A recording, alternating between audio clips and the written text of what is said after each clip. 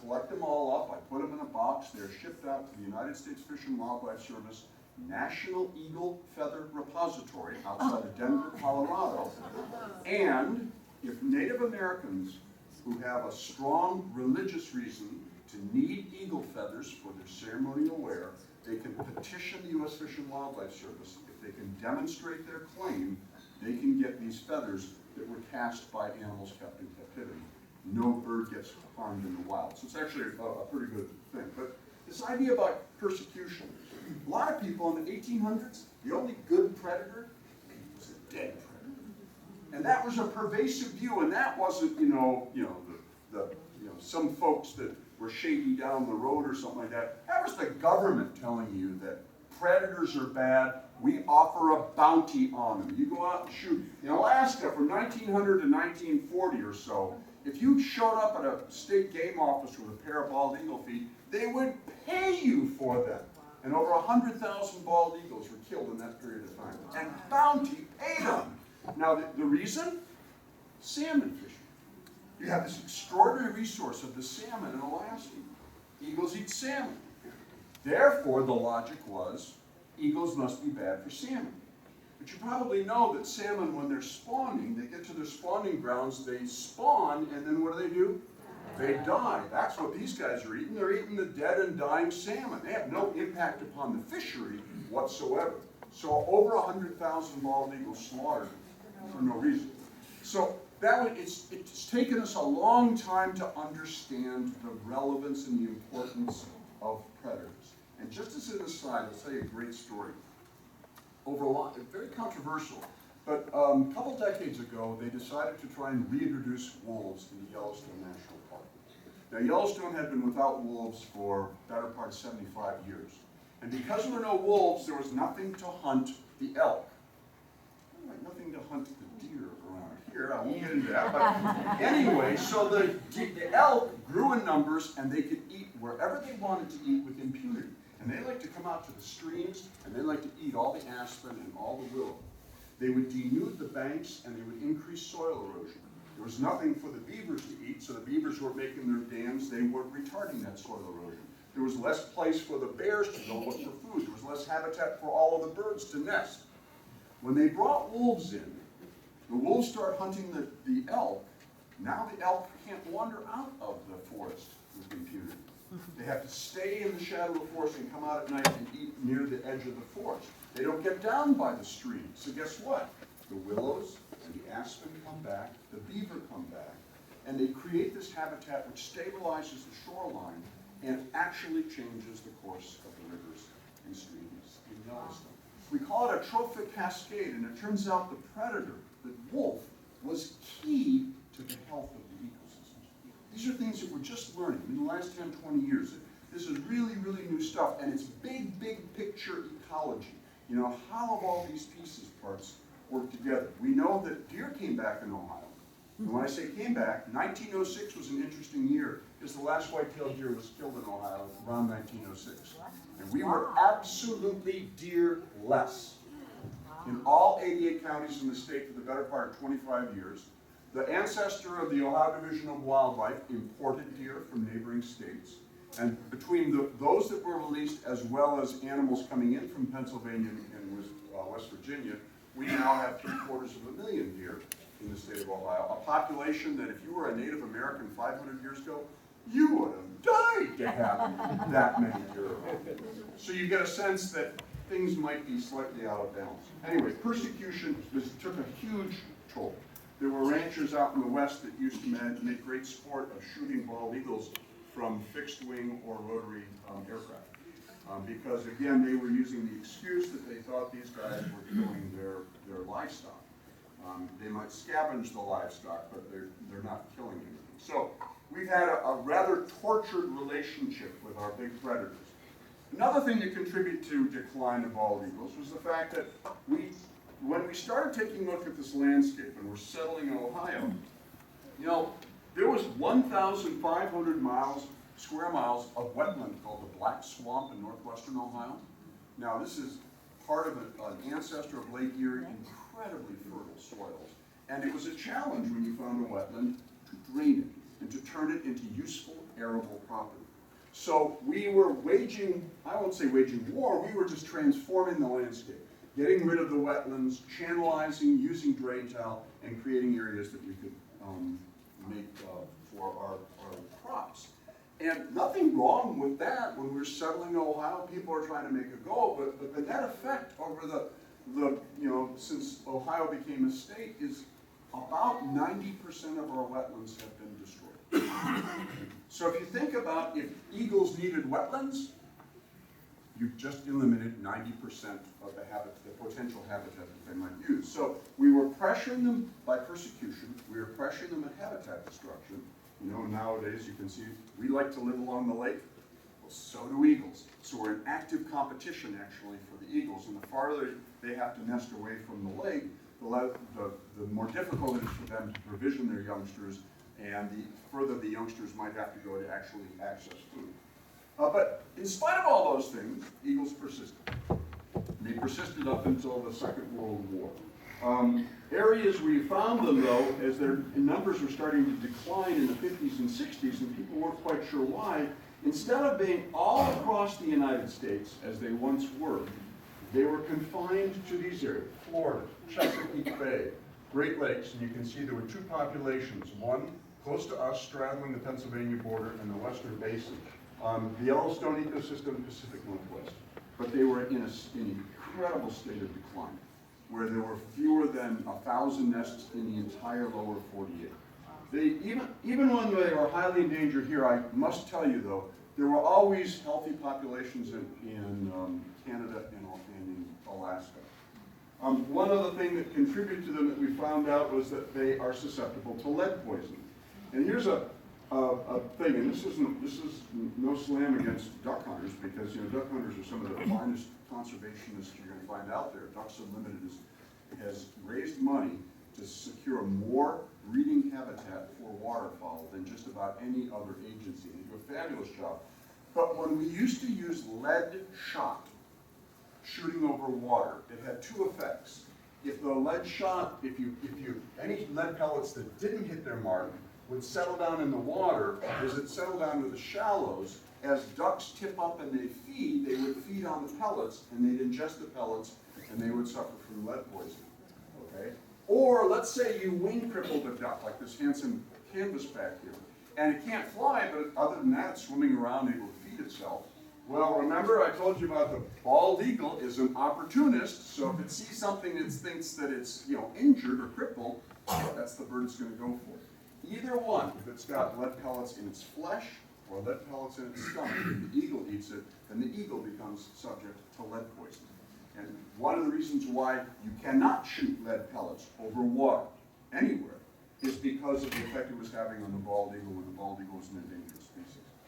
So the real thing that was sort of the nail in the coffin, if you will, was pesticides. PCBs, heavy metal, lead, mercury, all these things, because up until the Clean Water Act, we just dumped anything in the water. It's so famous as to be sort of trite, but the fact that the Cuyahoga River, it didn't burn once. It burned constantly ever since J.D. Rockefeller built his refineries there. It would burn from time to time because there was this thick, oily layer sitting on top of the water that was in fact flammable. So we tended to regard our rivers as a place to dump our stuff because it goes downstream, it's no longer our concern. And so it turns out there was one compound in particular, DDT. Now this was a revolution from the Second World War. This was an insecticide, a pesticide, a biocide. It was something that seemed to kill insects, but didn't seem to harm us. And so the thought was, man, this is great. We can use this for all sorts of things. Important things, like how do we eliminate malaria? By controlling the mosquitoes that actually are the vectors for malaria. So if we are spraying our marshes with DDT and we kill the mosquitoes, it'll cut down on malaria. And in fact, it did. It did incredibly brilliantly.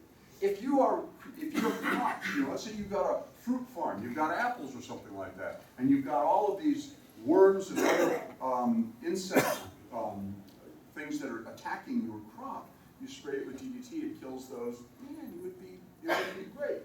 The only problem with DDT, however, is that DDT is not what we would call biodegradable. It's the gift that keeps on giving. You apply it in nature, it evaporates with the water, it gets rained and snowed down in other places. By the way, there is DDT in the ice in Antarctica.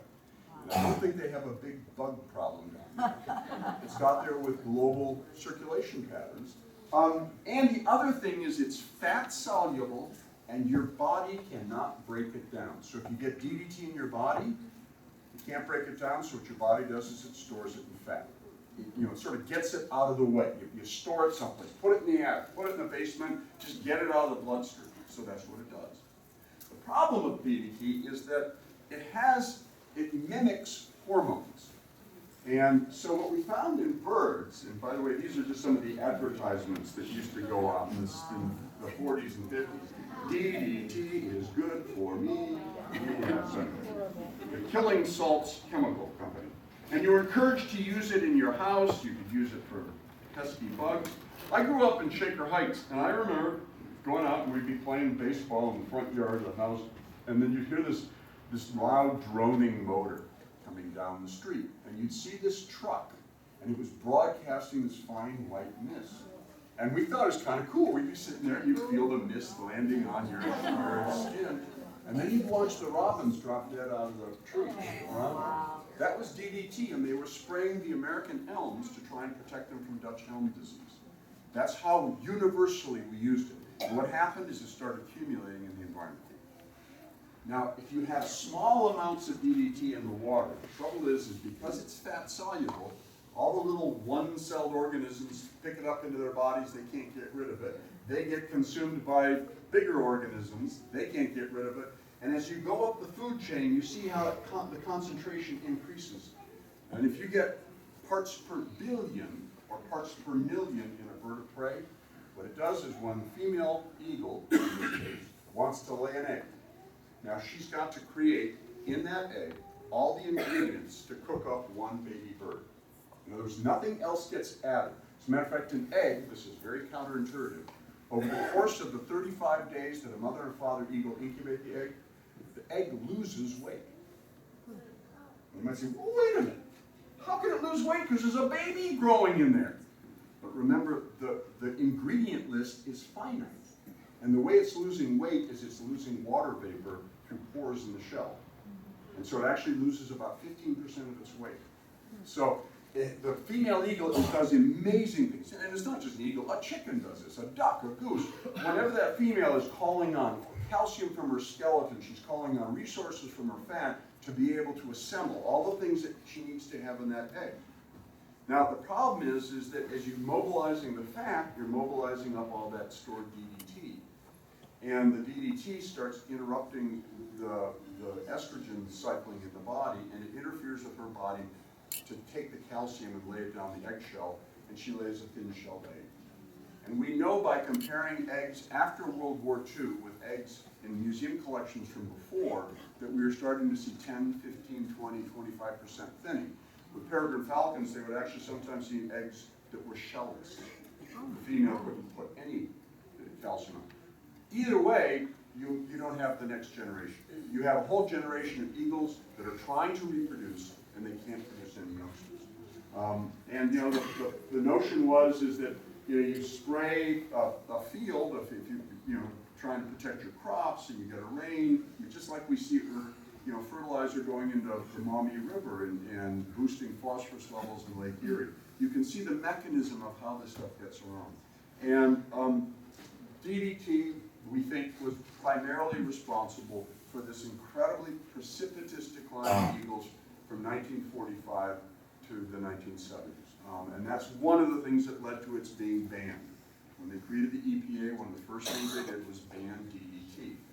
The problem with DDT, in retrospect, is that knowing the characteristics of it, if we had used it 1 year and then not used it for a bunch of years, the idea is that if you use it 1 year, it's going to kill all the bugs, except if any bugs survive, what could you infer about those bugs? They have an innate immunity to DDT. And guess what? They're giving rise to the next generation. So over the course of time, the manufacturers of DDT were saying, use more, use more, use more. And what was happening is that nature was forming a response, and all of these pests were becoming resistant to it. And you had all these non-target animals like eagles that were suffering.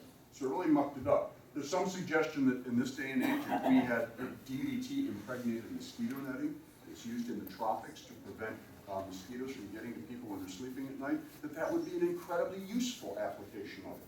Just don't spray it willy-nilly in the environment where it can continue to cycle and reinfect things. It's got a half-life that's the better part of, I think, 30 years. So it is a really long-lived chemical. The great thing is, with the banning in the early 70s, is basically the environment is cleaned up dramatically. So, it said in 1979 we had 4 active nests in the state of Ohio. This is Sandusky Bay, there's Cedar Point Park, which we probably all know, Kelly's Island, where the museum has some nature preserves, these vast wetlands over here, this is that Winus Point place I was telling you about there. We had one at Whiteman's Grove, we had one near Rest Haven, we had one in Toussaint Marsh, and one up at Little Cedar Creek, part of the Ottawa National Wildlife Refuge. And these nests were not producing any youngsters. So this was the crisis. We were literally about to lose bald eagles in Ohio. The adults were not having any luck bringing off any youngsters. As they get older, now eagles can live a long time, but you know, stuff happens. You get older and you get infirm, you can't find food, and ultimately, you know, your numbers wither. And again, just to reaffirm that picture that I showed you from Herrick with the nest right over the farmer's field, well, here's the Toussaint nest, and here's the farmer's field right there. There's the eagle nest. I remember watching the eagles actually strafing the ground where there was old corn stalks and using that to incorporate in their nest while the farmer was plowing the field on the other side of the field. So they were incredibly tolerant of human activity. So the conditions were right for the return of bald eagles in that by the 1970s you banned DDT. You now have rigorous enforcement of the law. Something called the Endangered Species Act was passed, which even doubles down on the penalties that can be applied to someone who kills or harms a bald eagle. So that's when we got into trying to help out at the Natural History Museum. So this is what the Museum of Natural History looks like now. In 1972, we thought, you know, if we could get some eagles and we could get them to breed in captivity, we could figure out, even if they had thin-shelled eggs, maybe we could, you know, hatch them in an incubator where we could treat them more gingerly than the parents could. And maybe we could do something about producing eggs or chicks that then we could put out in the wild nests of Ohio. Okay, we thought this was a great idea. So we had a good friend of the museum, James Ireland, he gave us money to build this big aviary along the east flank of the museum. And then we petitioned the United States government to get us some birds. And they responded by getting us George and Martha. Now, Martha was a female eagle, and she originally had collided with high tension wires in Indiana. And she apparently was like recently fledged from a nest there. Had a bum wing, and she was kept at this game refuge. And any of you who've ever gone searching for the sandhill cranes at Jasper, Pulaski State Wildlife in Indiana, that's where she was housed. And then George was a bird that was shot in Illinois, and couldn't be returned to the wild. So we petitioned for these 2 birds, and the government came through with them, and so we had this big cage. And so we put them together, and the only problem was, as we put them together, all they would ever do is fight. And if you were George, this is what you see coming at you, Martha, talons flashing. And the fighting was not very pleasant. As a matter of fact, one December day, I remember going into the enclosure, and it had snowed, and I was looking at Martha, and she's standing in the snow at the bottom of the cage, and I'm looking around for George, and he's not George. And I looked down, and underneath her, there's this ominous red stain in the snow. That was George. She had knocked him down, rode him down to the ground, and she was plucking the feathers out of his head, creating a truly bald eagle. By the way, point of explanation. You think bald, wait a minute, they've got feathers, they're not bald. Remember that a couple hundred years ago, the word bald meant white. And the original name of this bird is called the bald-headed eagle, or white-headed eagle. Now it refers to this condition. Anyway, so the fighting was so bad, we finally separated. So we had George in a cage behind the museum, and we had Martha up here. This is a young fellow by the name of Carl Lutzman. Carl was a high schooler, and he had unfortunately been diagnosed with a brain tumor. He had surgery for it. Then he had a radiation therapy, caused him to lose his hair, and he took to wearing this kind of sailor's hat with the brim down. And whether that has anything to do with what comes next, Martha ended up the following spring laying eggs. And apparently in response to Carl. Now these were infertile eggs. They're never going to hatch. They're duds. But she is now one of the only egg-laying bald eagles in captivity anywhere in the world. And she seems to be doing this in response to Carl. So whenever Carl would walk up to the nest and pick up a stick, Martha would fly down, gently take the stick out of his hand, and fly up and put it in the nest bowl. So she seemed to have taken Carl on as her mate.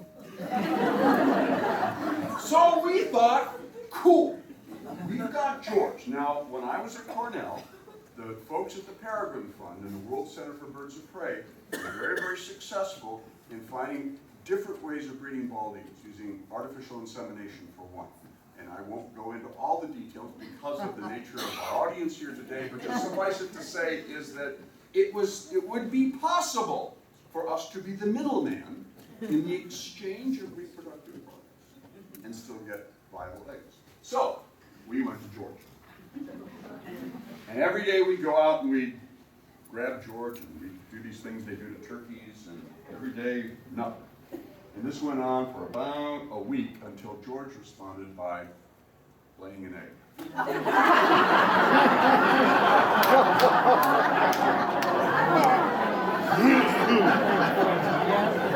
So, we had egg on our face for that one. So how could we make such a stupid blunder as to mix George up with Georgette? Well, a couple things. First of all, a male and a female eagle look exactly the same. You can't lift up the tail and look underneath and figure out if it's a boy or girl. If, in fact, you go to a place, go to some of your parks here, your Geauga parks, and you do see breeding eagles, if you see a male and female side by side, the female is about 15 to 20% bigger. So you can tell if you've got another bird for contrast. Complicating things here, though, is Georgette, even though she was just the right size and weight for a Great Lakes male, turns out that eagles down in Florida are much smaller, and sometimes those eagles in the summertime will drift up to the Great Lakes and then head on down, and they don't nest until November down in Florida. So clearly Georgette was a southern female that happened to be in Illinois when she was shot. And I gotta say, just in my defense, another reason why we assumed they were male and female is the United States government told us.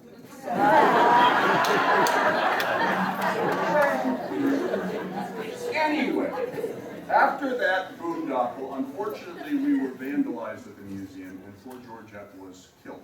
And that photo that I showed you of the dead eagle on the persecution slide, that actually was George. People came in, they didn't take anything, they brought two guys and a dog, and they just clubbed a bunch of birds we had. So anyway, after that we consolidated our collection, we put a lot of money into a big security system. We were bound and determined that we wanted to be able to breed these. We wanted to help Ohio's eagles. We also felt it was really important to do it in the city of Cleveland, so that people could come and they could see Martha on display, and they could see conservation in action. They could see what we were trying to do. So we finally got some other birds, including Argus here, and here's Carl, much older, with a full beard and a different kind of cap. And here's Argus with a hood, a falconer-style hood on. And we were actually successful in learning how to breed bald eagles by artificial insemination. That's me looking at stuff under a microscope. And this is Carl whispering sweet nothings to Martha. One of the ways you know how relaxed she is for a bird of prey is a lot of times birds of prey, if they're not happy, they put their hackles up. You're going to see that when I bring Meep out later. He's not an eagle, he's a red-tailed hawk. But when he'll have his neck and the feathers between his wings up, and that is an incredibly aggressive posture. But if you've got the feathers of your throat, your gular feathers inflated here, that's a bird that's very calm and very relaxed. And you can tell that Martha is really relaxed here. And so Carl would have those reproductive products in a little trabecular syringe, and then he's actually petting her here. She's looking this way. She would take her tail, flip it off the side, evert her ovum up into the entrance to the cloaca. He touched the little syringe there, bingo, job's done. And then any eggs that were laid after that would have the potential of being fertile. So what we would oftentimes do is I gotta show you this picture. Whenever an eagle, and sometimes you can see this if you watch the Deckara eagles from Iowa or the eagles in southern Pennsylvania, there's a couple fabulous eagle cams, where the eagles at Berry College, you could sometimes see the adults. The male was taken over the Pennsylvania nest last week, and you can see how they walk up to the eggs, and then they come down on their tarsi, this part above what seems like their ankle, and then they waddle up to the eggs, careful that these talons, which are an inch to an inch and a half long and can pierce anything, careful that they do not harm the eggs.